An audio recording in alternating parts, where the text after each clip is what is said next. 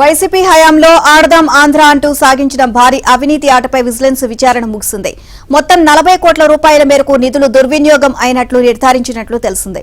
Vigilance అధికారులు ఇవాళ దాదాపు 30 పేజీల నివేదికను ప్రభుత్వానికి అందించనున్నారు.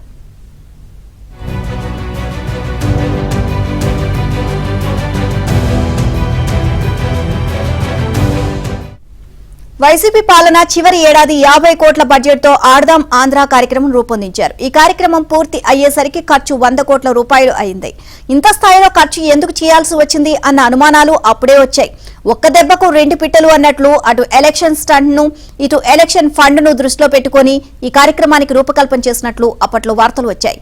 ఈ నేపథ్యంలో కూటమి ప్రభుత్వానికి ఎమ్మెల్యేలు పెద్ద ఎత్తున ఫిర్యాదు చేశారు. దీంతో ఆడదాం ఆంధ్రపై విచారణకు సీఎం చంద్రబాబు ఆదేశించారు. 3 నెలల పాటు లోతైన విచారణ చేపట్టిన విజిలెన్స్ అధికారులు క్షేత్రస్థాయిలో పనిచేసిన వారిని కూడా విచారించారు.